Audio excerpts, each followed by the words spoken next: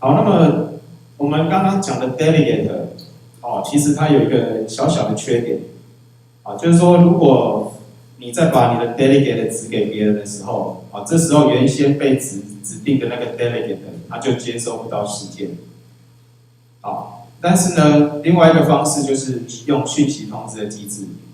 讯息通知机制它算是1对多，而代理者则是1对1。所以如果你希望你要发出一个讯息，然后让所有的物件都可以知道，那你就要用这个讯息通知机制。那么讯息通知机制它是一种非同步的一个机制。所谓同步机制就是说，一般来讲我们的程式嘛，它会一行一行的执行下去，它会等到这一行程式执行完才会执行下一行。可是呢，非同步机制是说我执行到这一行之后，那么它不用等到这一行程式执行完毕，它就可以执行下一行的叙述。这个是比较特别的一个部分。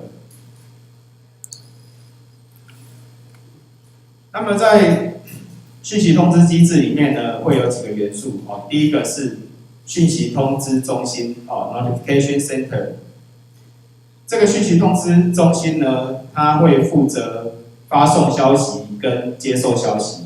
当它发送了一个消息之后呢，它就会将这个消息转送给其他需要知道这个消息的观察者，我们叫做 observer。当你的程式成为观察者之后呢，你就可以去接收到讯息中心所发送出来的消息。好，那么怎么使用这个机制呢？首先你要先取得一个讯息中心的物件。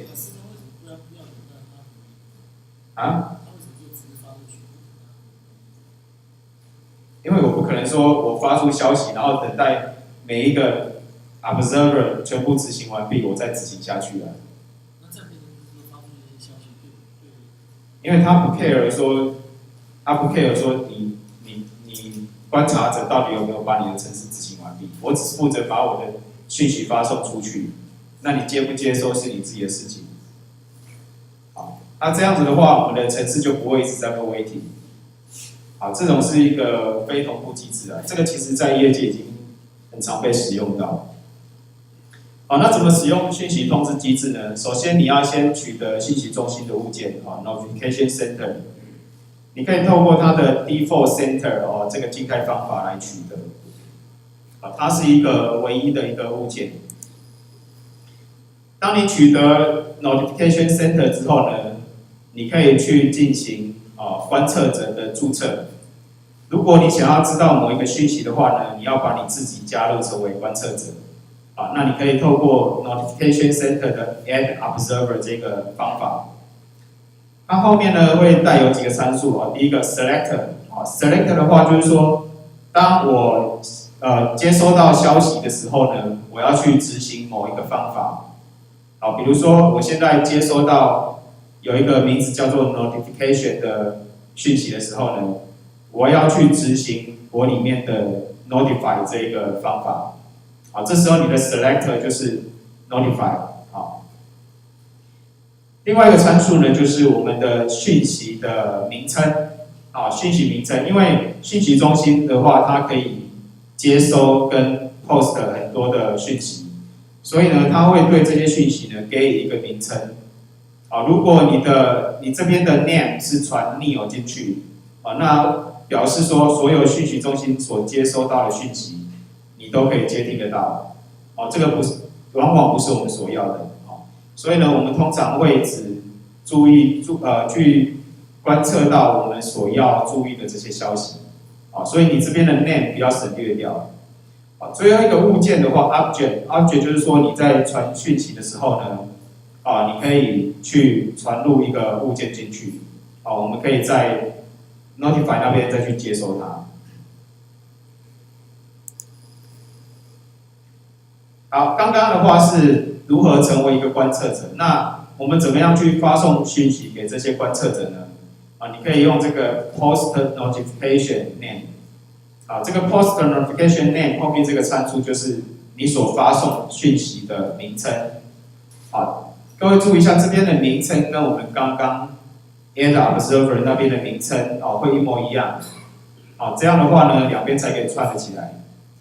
那这个 object 呢，也是用来传物件用的 ，user info 也是用来传物件用的，它是一个 dictionary。好，那么我们刚刚在这个 add observer 的时候呢，我们有写一个 selector 各位再回去回顾一下。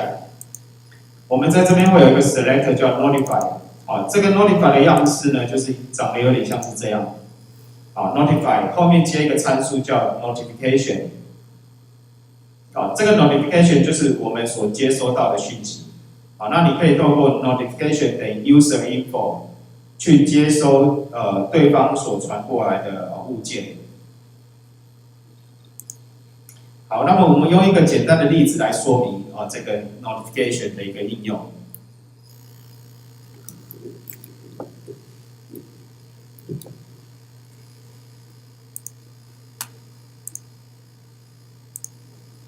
好，我们先新增一个 single view 的 application。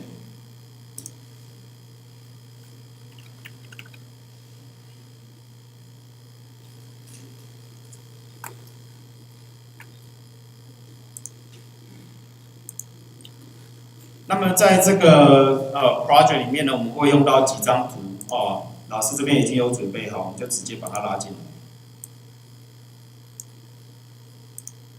好，这边要把这个 copy items into destination groups folder 勾起来。好，这个没有勾的话，你到时候程式执行起来也会怪怪的。然后这个 add to targets 这个也要勾起来。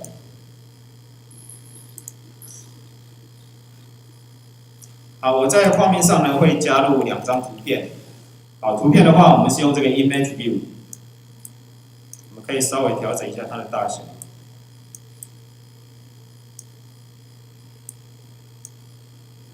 好，再复制一份。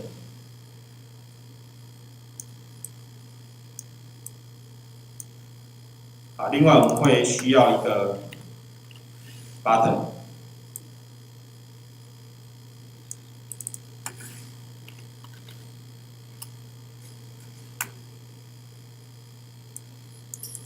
好，你可以给这张图一个初始的图。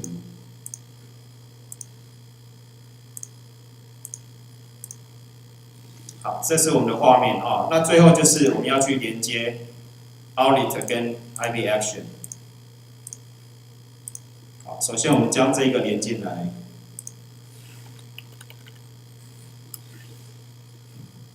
还有这一个。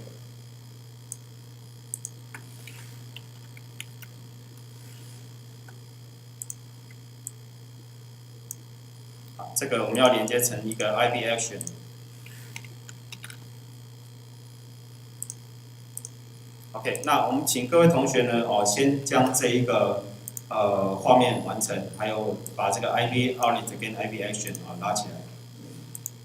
那我们先把这个画面还给各位程式码图片的部分的话，在我这台电脑上面的投递箱会有。